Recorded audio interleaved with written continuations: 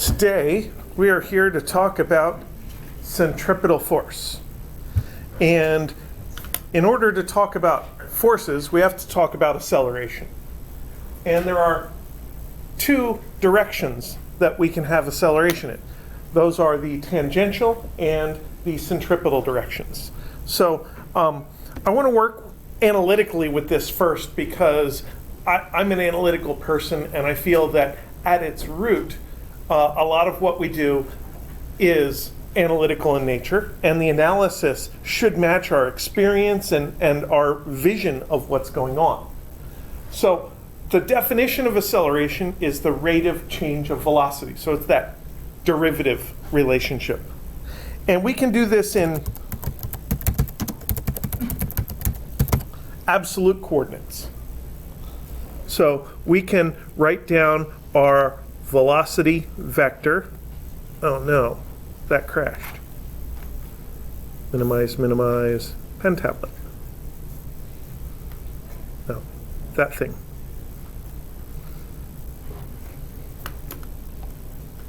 No, really, run.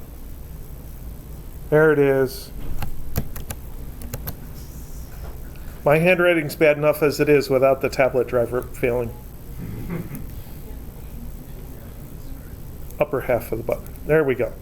So in absolute coordinates, our velocity vector would be written as something like v sub x I hat plus v sub y j hat. And that's just saying that we could draw an xy graph of velocity and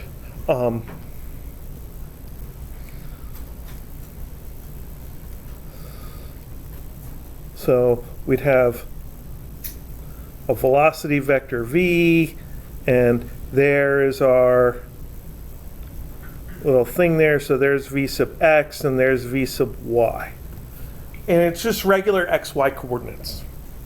And in that coordinate system, if we write the acceleration, it is d by dt of vx I hat plus vy j hat. And when you take the derivative of things that are added, you just add their derivatives. And when you take the derivative of vx I hat, you should recognize that I hat is a constant. And what do you do when you have a constant inside your function and you're taking the derivative? Get rid of it. You just pull it right out. You can't quite get rid of it. You still have it. Yeah. It's just outside your derivative. So then this turns into dv sub x by dt times I hat plus dv sub y by dt times j hat, which is another way of saying the acceleration is a sub x I hat plus a sub y j hat. And to find the components of the derivative, you just take the derivatives of the components. Nice and straightforward.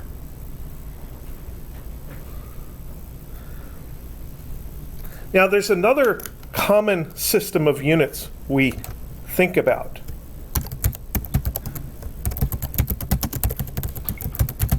Called motion relative coordinates. As I'm driving around in my car, I do not think at every single moment that I am driving north. I am driving at an angle 25 degrees east of north.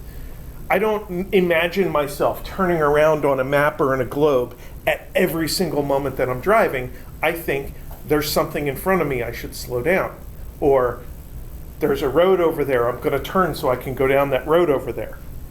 I'm thinking motion relative. I'm thinking relative to the direction I'm facing. So in order to think about motion relative coordinates, I need to be able to express the direction that I'm going. So I'm going with a velocity vector. And if I take that velocity vector and divide it by its own magnitude, I get the corresponding hat vector. It's the unit vector that points in the same direction as my velocity. So this is sometimes called the tangential direction.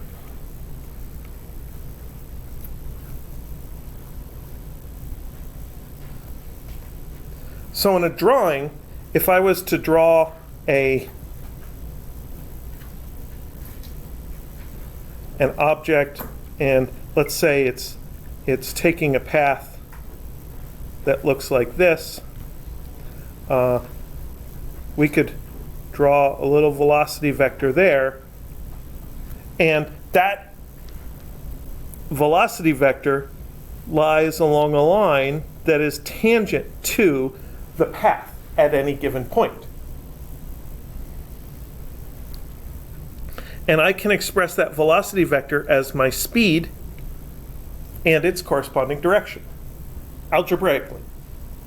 So my speed is like 5 meters per second, and then the v hat is just a little bit of x hat and a little bit of y hat to tell me exactly which way does this arrow point. And it'd be like a cosine theta x hat and a sine theta y hat or something like that. So this is just to indicate direction? It's just to indicate direction. The v hat doesn't have units anymore because when you divide over here, you divide out the units. And its magnitude is 1 because you canceled out the magnitude as well.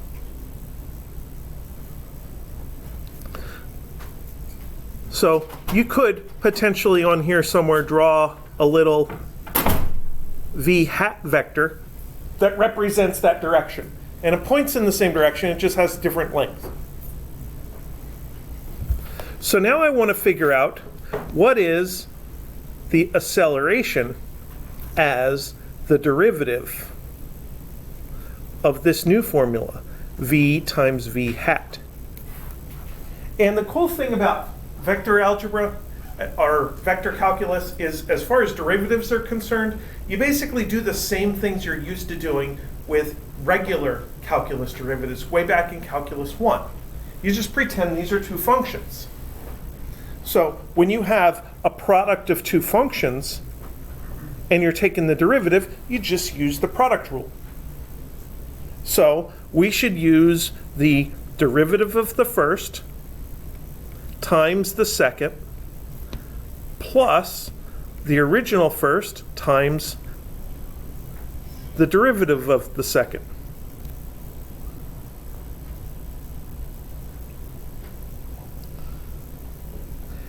And I like that expression of the acceleration because this part right here, this is called tangential acceleration.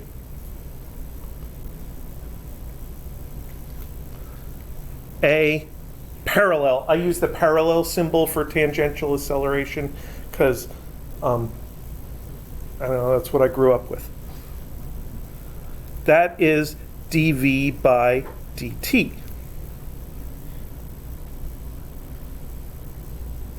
So that's the part of the acceleration that changes your speed.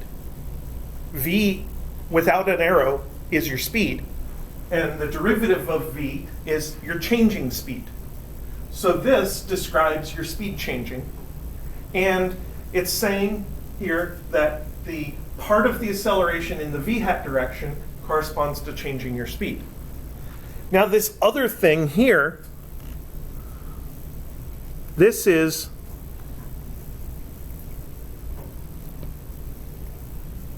the centripetal acceleration. And it's a little bit more subtle than the regular acceleration.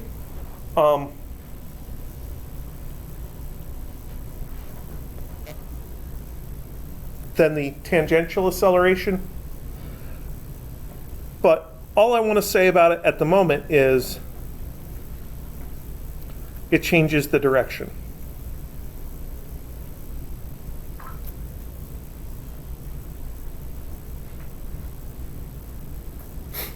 And we can see that that involves changing direction because the thing whose derivative is in there is v hat. V hat is the direction, and d by dt is changing.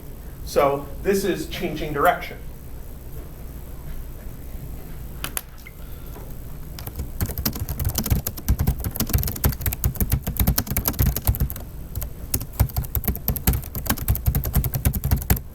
And what we want to know is the magnitude of the centripetal acceleration. We can see the magnitude of the tangential acceleration because the v hat has a magnitude of 1. So the magnitude of this whole thing is just dv dt. That's nice and easy.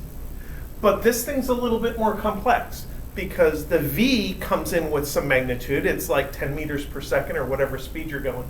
But the dv dt is not a unit vector. It doesn't have magnitude 1. If you have a constant direction, you're going in a straight line, your dv hat by dt is 0 because you're not changing direction.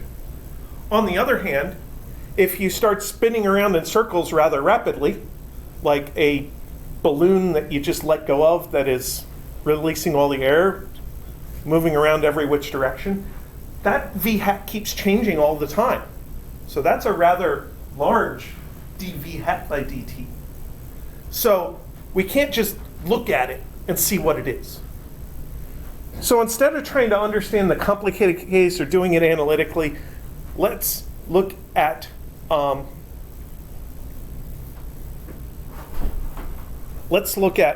simple case.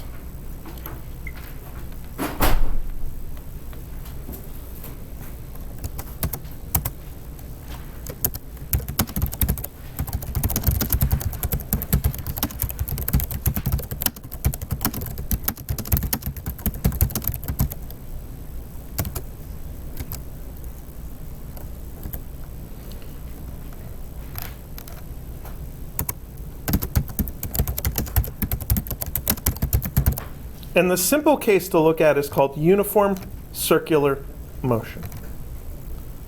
Now, uniform circular motion has two qualifiers there. And second one first. The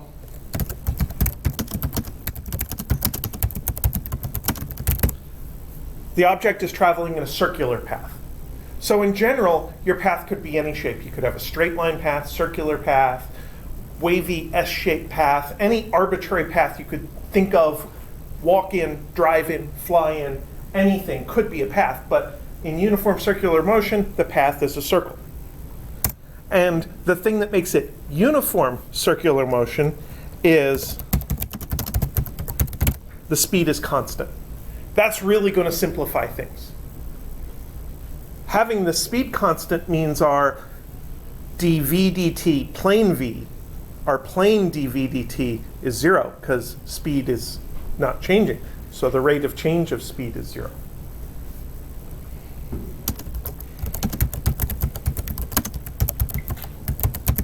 Or, in technical words, means we have no tangential acceleration.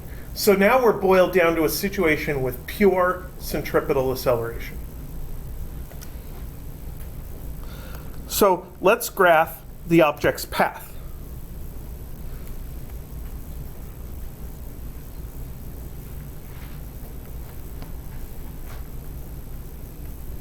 You might call it the track of the object.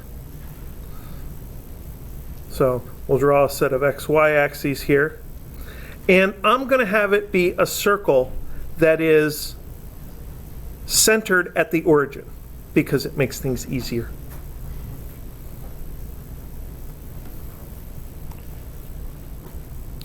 And the vector that gets me from the origin to where the object is right now, that's called r vector.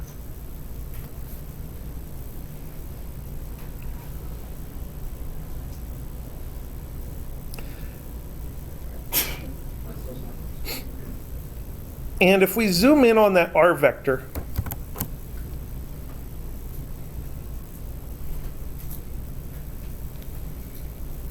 we could think about where the position used to be, which is like down here, and it follows the curve, and where it is now. So there is an old r and a new r. R old and r new. And if you look at these two R values, these two vector values, there is a vector that gets you from one to the other. That's right here. That's delta R. And the equation would be something like R new equals R old plus delta R. That's kind of how deltas work for anything, for any changing variable. The delta gets you from your old value, from where you used to be, to a new value where you are now. And the thing about the delta R is it's related to velocity, because velocity is equal to delta R over delta t. So right away we can see what direction the velocity should point in this drawing. I'm going to draw the velocity in as a blue arrow up here. The velocity points in the direction of the headlights of the vehicle as it drives around the bend. And the headlights in my vehicle point straight forward because I can't afford a car that has the automatically pointing headlights. That's not the direction of the velocity anyway, so I don't even want to think about that. Now, I want to relate this to the motion around the circle, to the angle.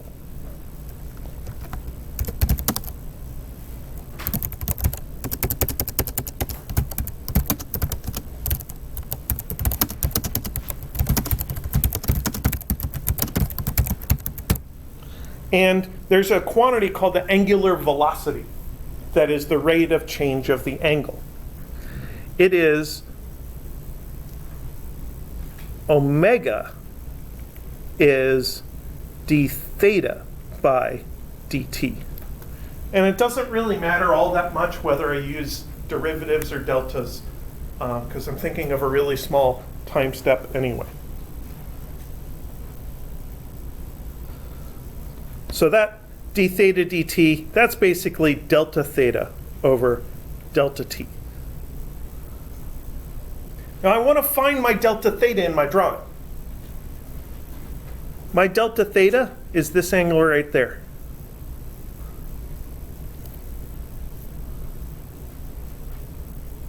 You might have thought delta theta would be some Greek organization, but it's the change in angle. And what we have is not just a big triangle there, but we have a way of relating theta with r, because our delta r magnitude,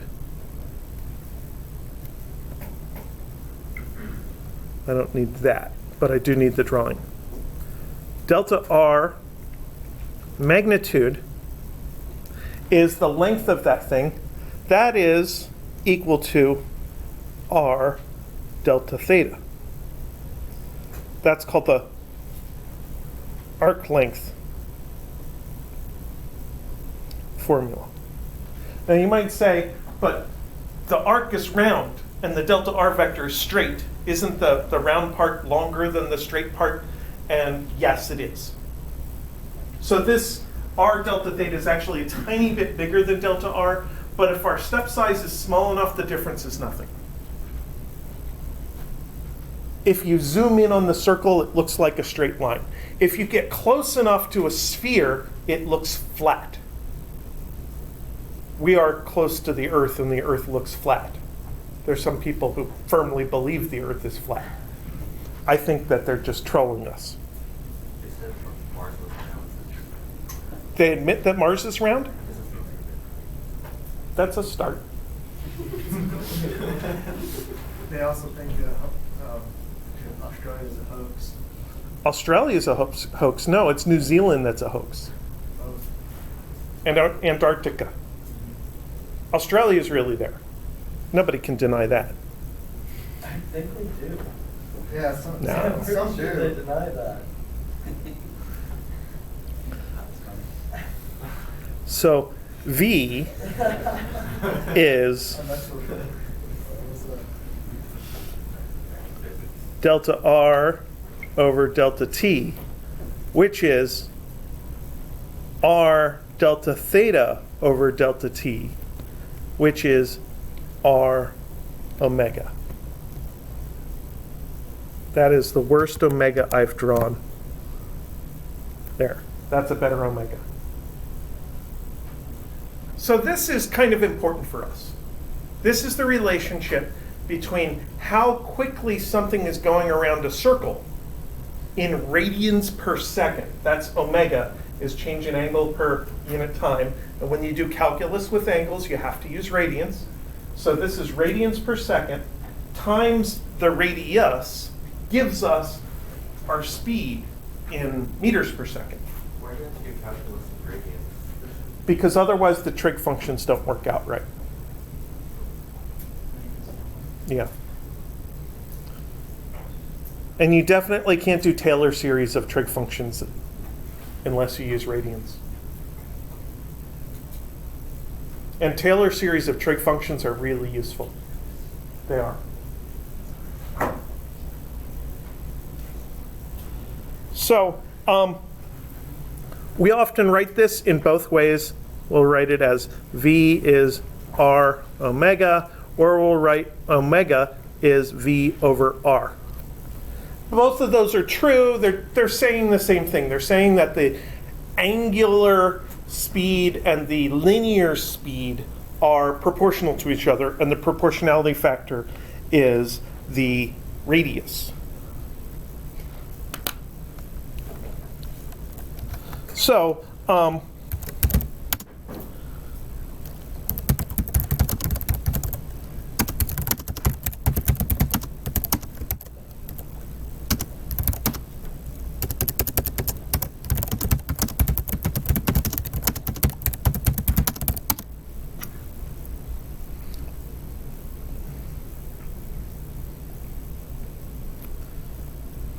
here's the thing I want to get out of this that helps me understand centripetal acceleration.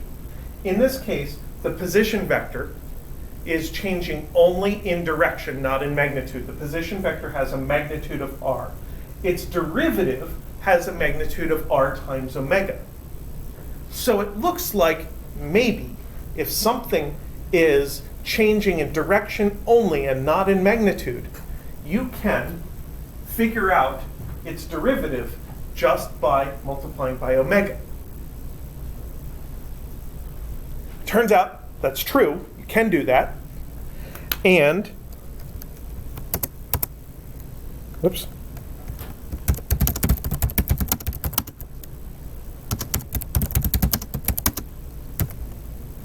The velocity has a magnitude of v.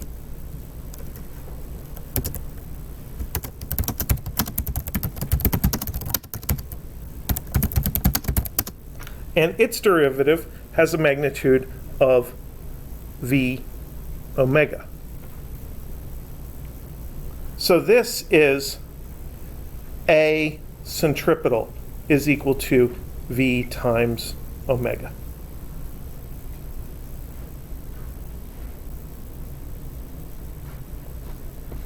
Now, that is a form of the centripetal acceleration formula that nobody uses.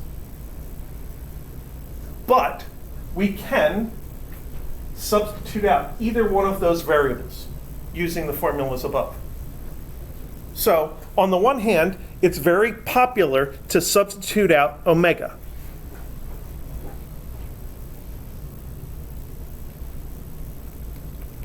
And when you substitute out omega, you get a centripetal is equal to v times, what's omega? V over r. V over r equals v squared over r. That's the most popular version of centripetal acceleration. The next one that's useful is if you substitute out the v. And if you substitute out the v is r times omega. And then there's times another omega, and you get omega squared times r. And that's useful sometimes also.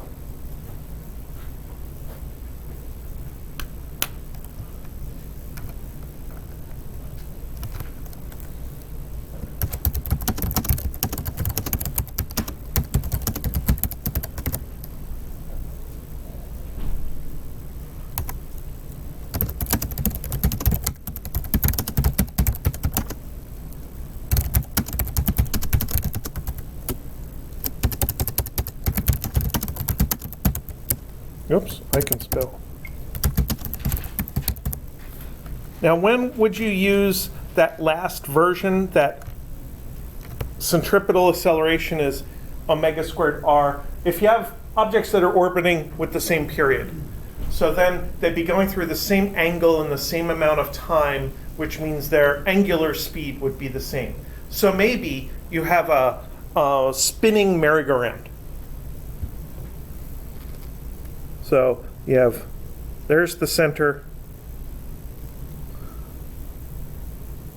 there's the outside, which is round, not potato-shaped.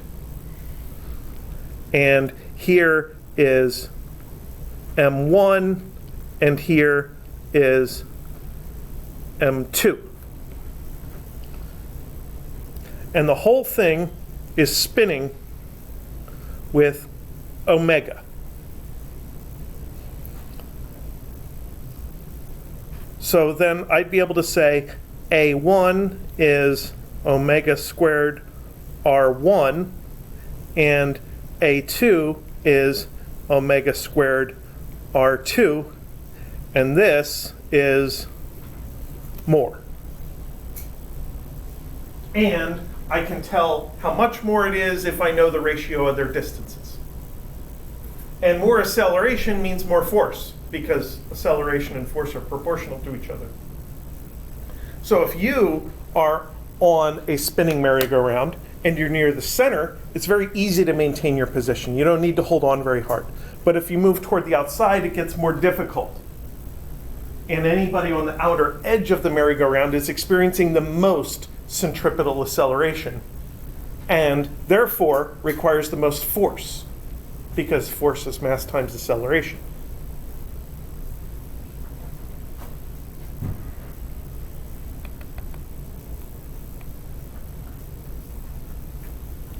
So those formulas we use a lot, over and over and over again. I want to do a numerical example here. So here's an example with a weird acceleration direction. So we have this object, which is apparently moving around a circle. This is not uniform circular motion. So, not uniform. And there is acceleration, and the acceleration has two parts, two components. One component is in the same direction as the velocity, and one component is perpendicular to the velocity. The part that's in the same direction is the tangential acceleration. The part that's perpendicular is the centripetal acceleration. And in order to think about these, I complete that triangle there. And then I think to myself, why am I using one note? I mean,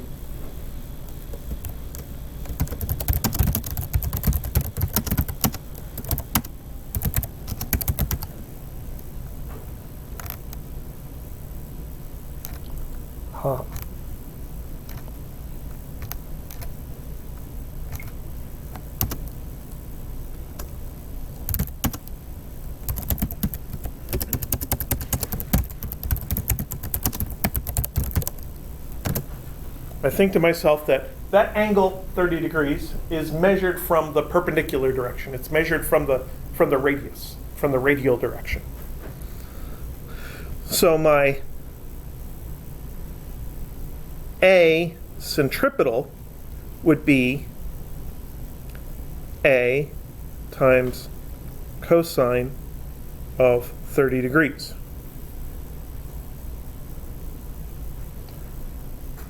So that would be 25 cosine 30 degrees, which is 21.65 meters per second squared. Now technically it asks for the radial direction, and that means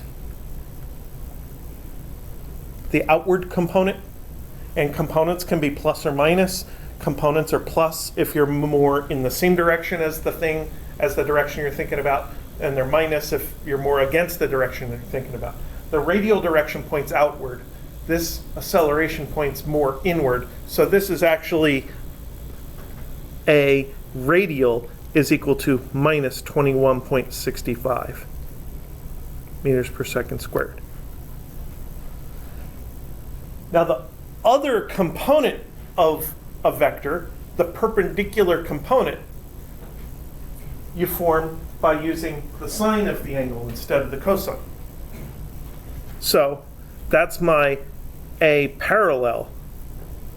So I believe that this is the answer to part A. A parallel should be 25 times the sine of 30 degrees. And since that acceleration is more forward in the direction of the velocity than it is backward against the velocity, it's positive. I don't need to worry about that. And this is 12.5 meters per second squared. So that's part C. Now there's still a part B in here. And part B is where we actually use the formula. So for part B,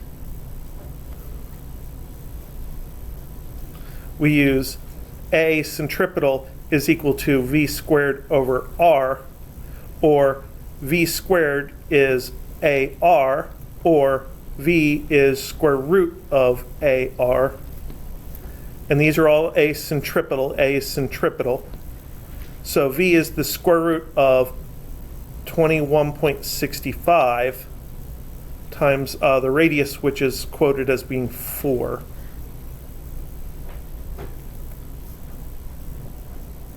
Which is 9.31 meters per second.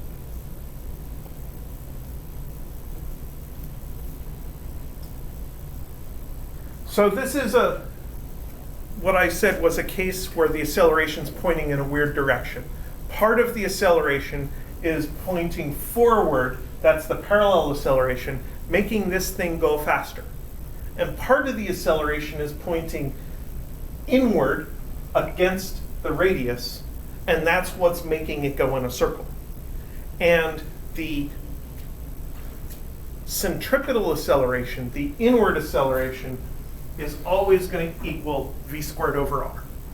And R is the radius of the path curve. So that's an example where all of those go together.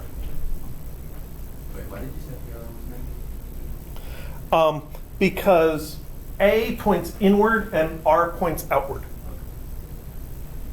So that's why this became negative.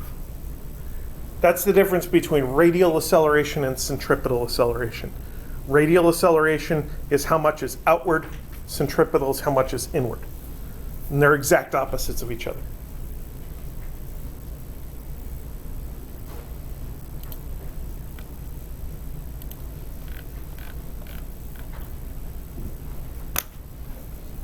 I have one other thing that I wanted to show you. Let me go over here and paste something into this page for us. Oh, I did a lot of work on that page since it updated.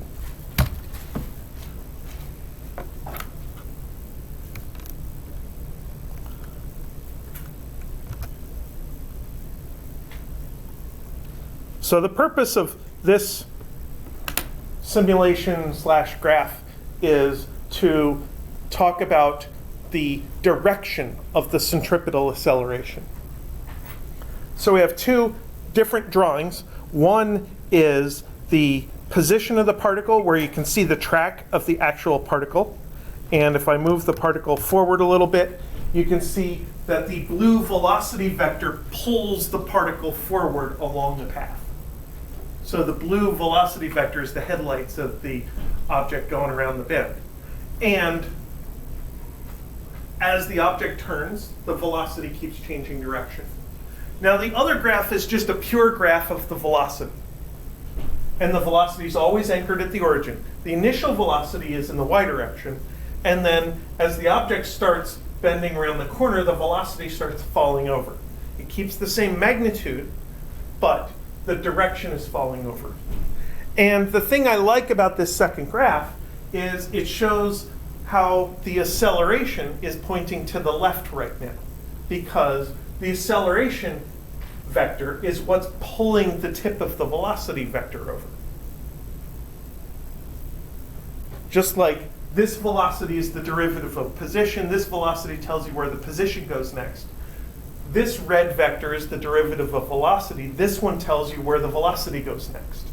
So that's what makes the velocity fall over, which is what makes the path bend. And then if you take that red acceleration vector and transfer it to the object itself, then you can see that wherever the object is, that red acceleration vector always points inward toward the center of the circle.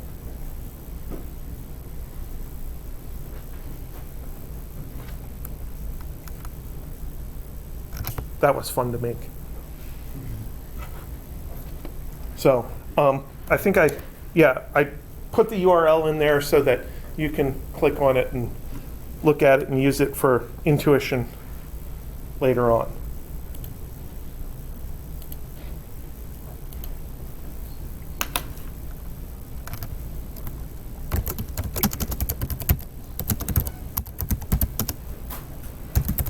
Now, we care about centripetal acceleration because we encounter it all the time, and we have to apply forces in order to cause centripetal acceleration.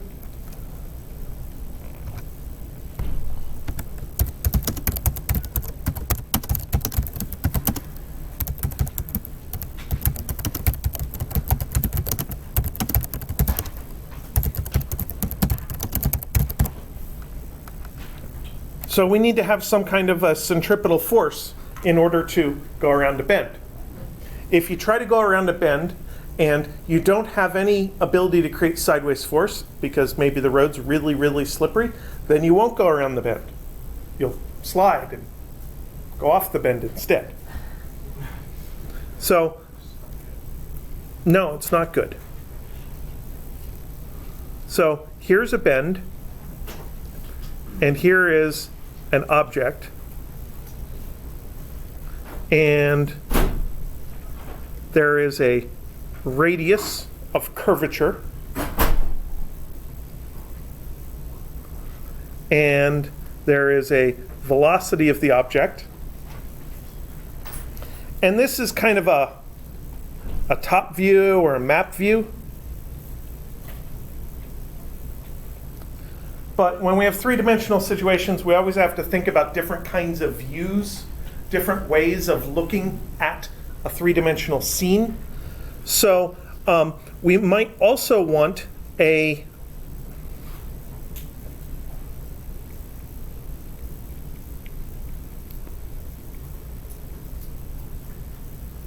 forward-looking view. In the forward-looking view, you got the road there,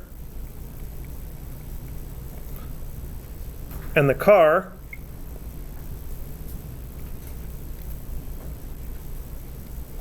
with tires, and that's about as much as I can do to make it look like a car. Wait, I need one more thing.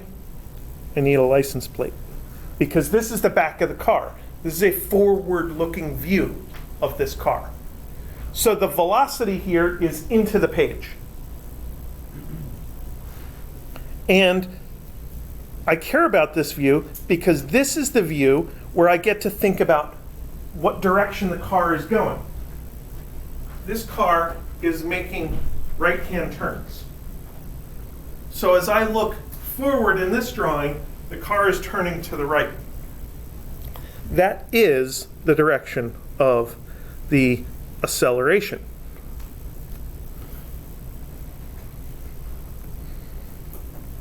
So when I do my force diagram, and I have my force of gravity here, and my force normal over here,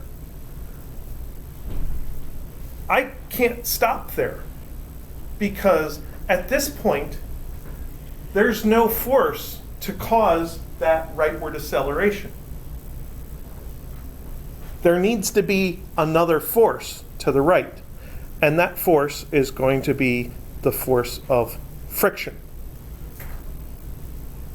So as you're driving around in your car experiences centripetal force, and that centripetal force is the force of friction on the road. If your tires don't grip the road, you don't turn around the corner. That's the centripetal force.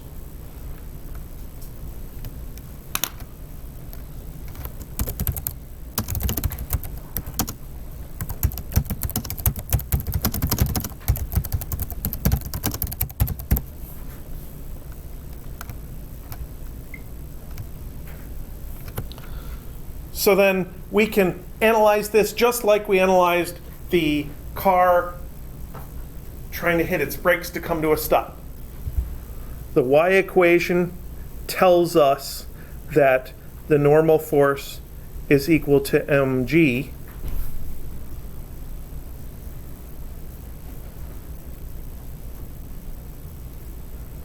And the x equation tells us, well, we're going to have to write it out. Force of friction is equal to mv squared over r. In the x direction, I do have an acceleration. How much acceleration? I know it's v squared over r.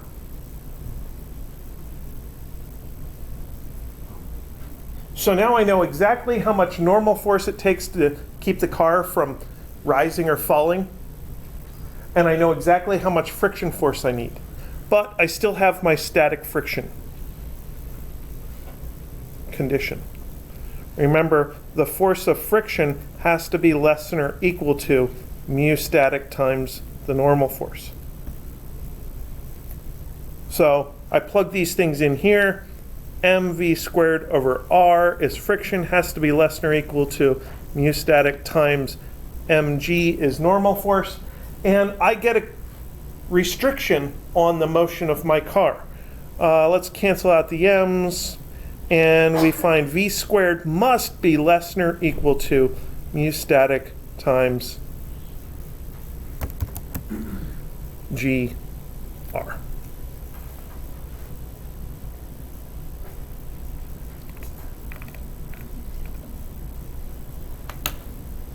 So at this point, we can put some numbers on it, get a sense for what this is telling us. Let us look up information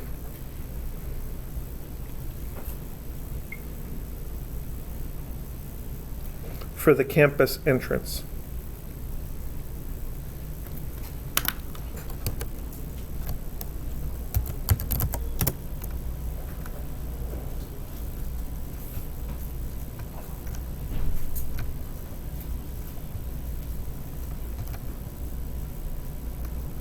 So there is the entrance to campus with the Heart Research Institute building.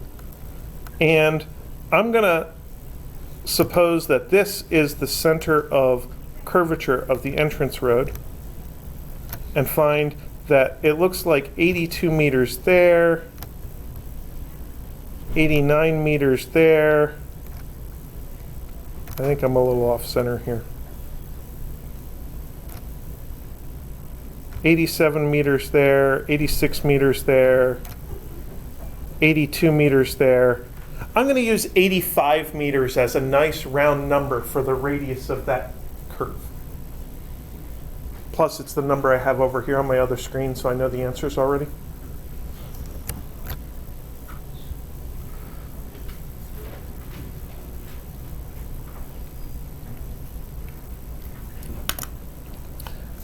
Now, I want to also know my mu s. So for that, I'll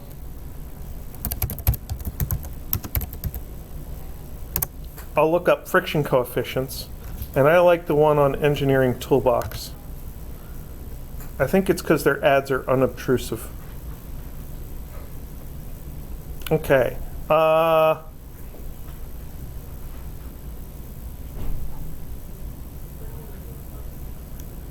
tire on asphalt, Right there. 0.7. That's a good one.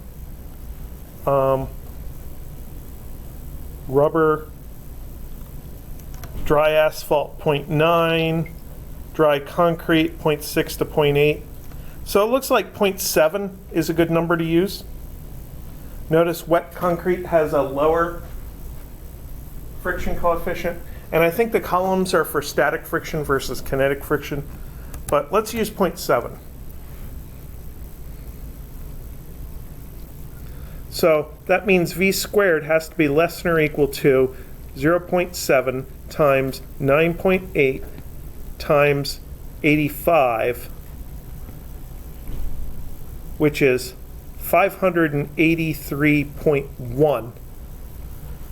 That number looks ridiculous, but it's not the answer because that's V squared. So V has to be less than or equal to the square root of 583.1, which is 24 meters per second.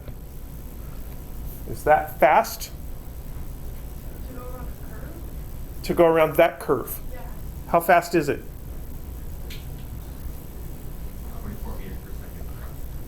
Almost like what? That's what I'm doing next time I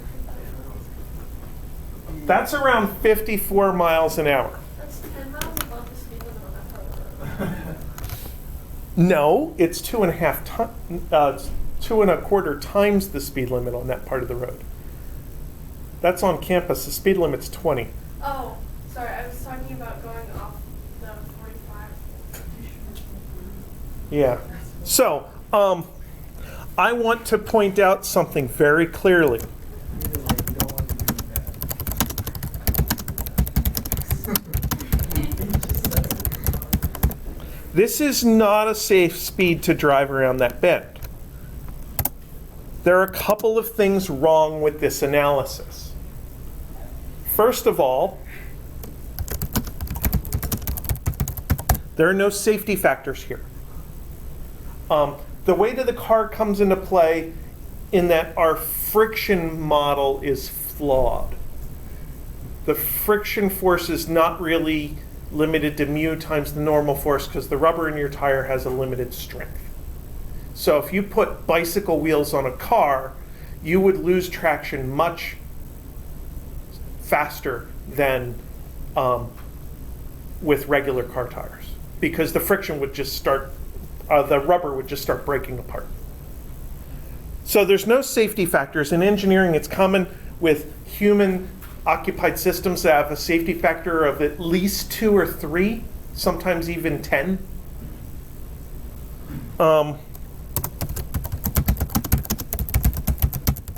It assumes no tangential acceleration. This is pure centripetal acceleration.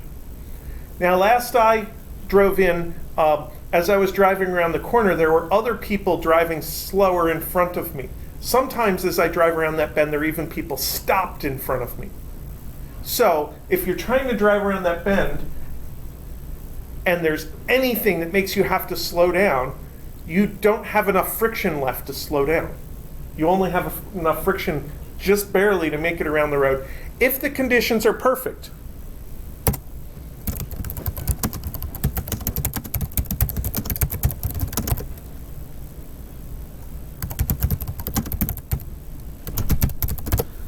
Friction is a finicky thing. If there's any reduced friction, such as stones or dirt or something, then that would cause a problem. That would cause a reduced friction coefficient. Also, when you hit bumps, it has this tendency to reduce the normal force, which reduces the friction force, which makes your wheels maybe break loose from the ground. So all of this goes together to say that maybe, just maybe, something closer to half that or less is a safer speed for actually taking that bend into campus. And there's a recording of me saying, do not drive that speed around that bend. So you can't tell anybody that your physics professor said you could do that, because it didn't. Yeah? So if I went 53 miles per hour, I could get away with it. No.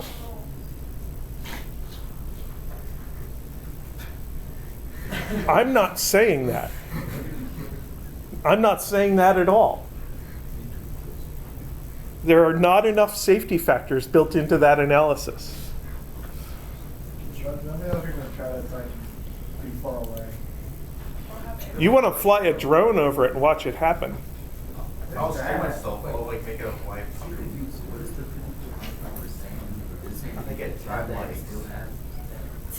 That under perfect conditions, with perfect grip, no deceleration, that radius, you could go around a bend at any speed less than that much. So 20 is great. Being as that's the speed limit and everything. Now we have to look at one more thing here. We have to look at the bank turn. Now the bank turn looks an awful lot like an incline. And like the incline, I have a recommendation. Don't draw a 45-degree angle. Draw a very gentle bank.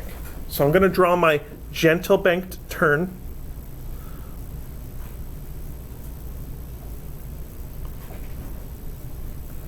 Which is at an angle theta from horizontal. Unless you're talking about a NASCAR track, bank turns are at a very gentle angle, like maybe 5 degrees.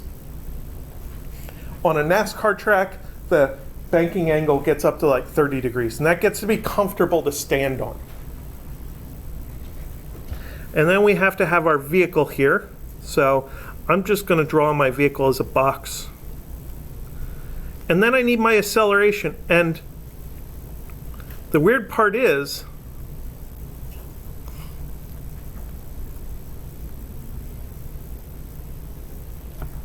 the centripetal acceleration in this case is horizontal.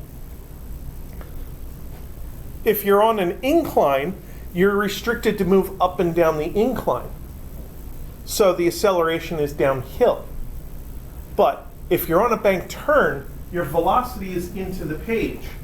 And you're going to maintain the same height above sea level for the entire turn. So your y coordinate in this drawing is never going to change. So your y velocity is 0. So your y acceleration is 0, which means your acceleration is in the x direction, horizontal. So now we can draw a force diagram. And there's the force of gravity, which is vertical. And then there's our vertical line. There's the normal force. And the normal force tilts over with the banking angle. And then sometimes we have friction. Now, the direction of friction depends on what friction is opposing. Remember, friction opposes sliding. So we have to think about what direction is this car going to slide, if it slides at all.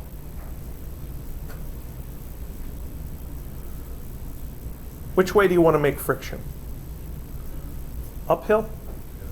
We can do that. Downhill? No?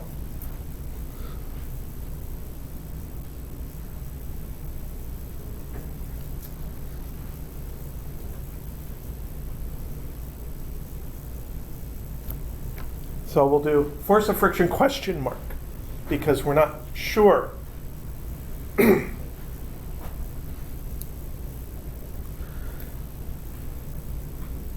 Now when we did the incline, we built our component equations in a tilted coordinate system, x prime, y prime. And one of the things that led us to that was the fact that most of our vectors were tilted. The normal vector is tilted, the friction vector is tilted, And before, the acceleration used to be tilted. Now the acceleration is horizontal. The acceleration is not tilted. Turns out that it is better for us to use the regular XY coordinates now. So I'm just going to use regular XY coordinates. So I need to figure out what happens to the normal vector in XY coordinates. So the normal vector is an angle theta from vertical. So what's that tell me about the cosine function?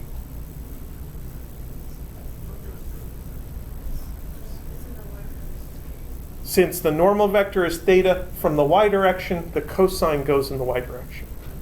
So this is going to be Fn cos theta. And that means the x direction is going to be Fn sine theta. Okay. Now we got the friction force.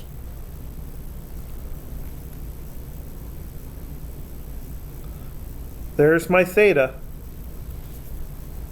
Friction is tilted at an angle theta from horizontal, just like the incline is tilted at an angle theta from horizontal. So that is the x direction minus force friction cos theta. And this is going to be plus force friction sine theta. So thinking about direction, You need friction go up in this case. we made friction go uphill. Okay. That's what he told me to do. And I accepted that. Because really, when it comes down to it, if we need friction to go the other way, we could just make it negative. Then it goes the other way. Now we have two more vectors to add to these equations. A force, that's in the y direction, that's minus mg. And there's no acceleration in the y direction, so that equation is equal to 0. And in the x equation, we have equals mv squared over r.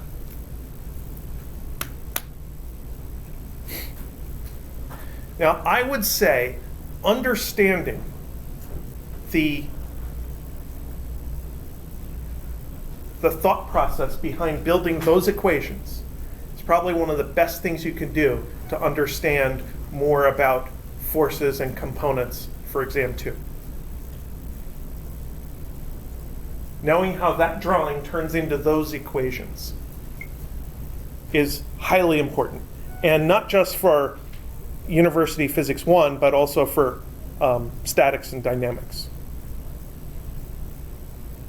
Would we use this for unique physics too? Yeah, a little bit. Not nearly as much. In University Physics 2, we tend to look at perpendicular situations more often because we're trying to focus on other things.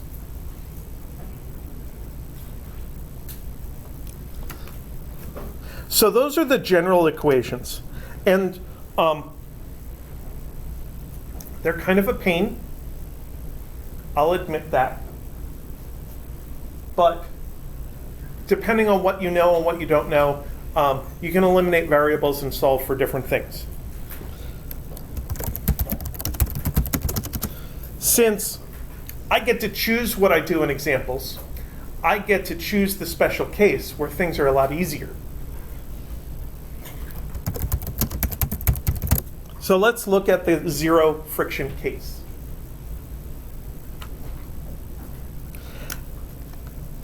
It's usually a good idea to think about the zero friction case before you start thinking about the friction case. So in the zero friction case, the y equation tells us that the normal force times cos theta is equal to mg, or force normal is equal to mg over cos theta.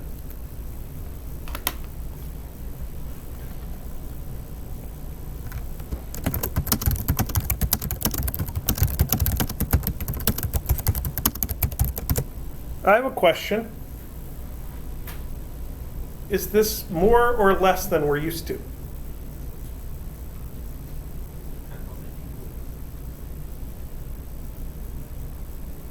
What do you know about the cosine function?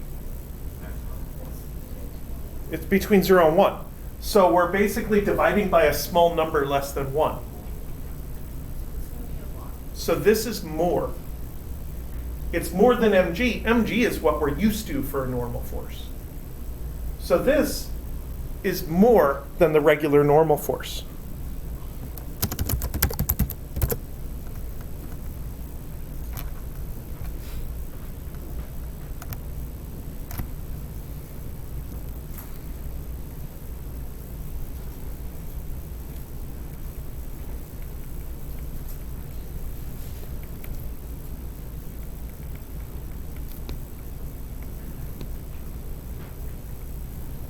We did the incline,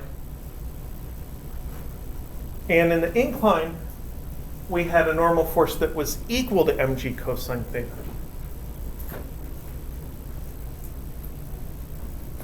With the bank turn, we end up with a normal force that's mg divided by cos theta.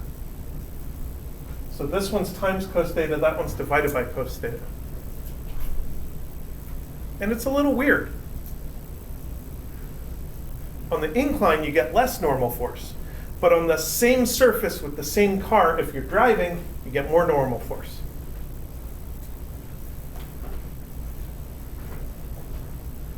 Now, in a sense, my mental explanation for this, the one that keeps me from going crazy, is that on the incline, gravity is getting used to accelerate your object downhill. So part of gravity is getting siphoned off, the mg sine theta part, and your gravity magnitude is getting cut down by a factor of cos theta, and that's what's pressing your box against the incline. With the banked turn, the acceleration's horizontal, gravity is vertical. Gravity cannot cause that horizontal acceleration. It's perpendicular. It's the normal force that's getting split up.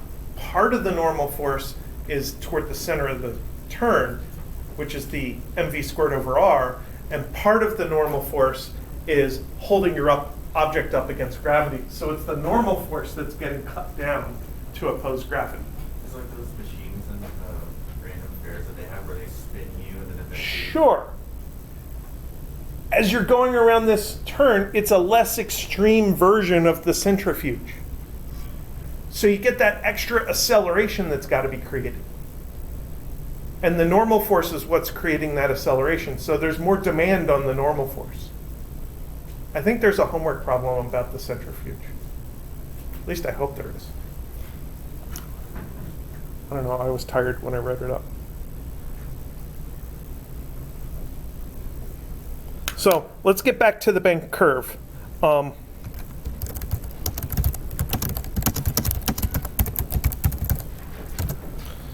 Let's finish this off. Let's look at the x direction. So the equation was Fn sine theta equals mv squared over r. I know I scrolled it off the top of the screen, but that's what it is. So now we know that this is mg over cos theta times sine theta equals mv squared over r.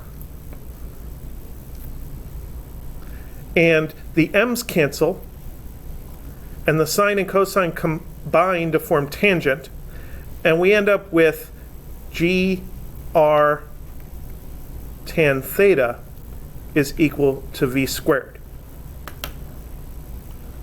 So this is like a formula for how to design a bank turn so that people don't wear out their tires, so people don't need friction to navigate the turn.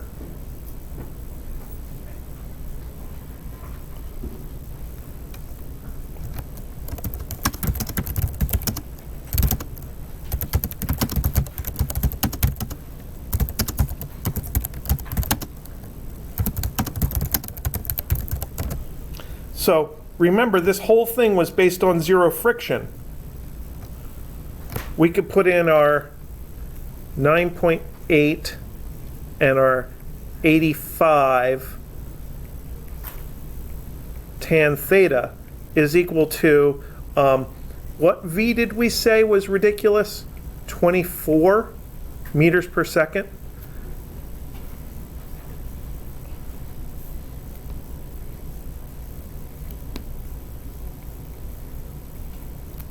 So then tan theta is equal to 24 squared over 9.8 times 85.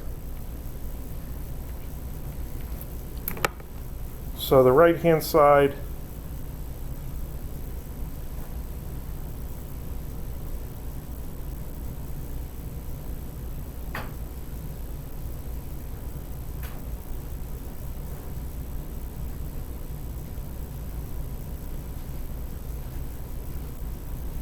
is 0.691, and that means theta is equal to the inverse tangent of that, which is 34.7 degrees. That would be a heck of a bank on the entrance road to campus. And by the way, that 0.691 is approximately equal to mu static. It's only different because of round-off error. So at some point, like in the 24 probably, I rounded to two significant figures. So if I kept another significant figure, this would be 0.7.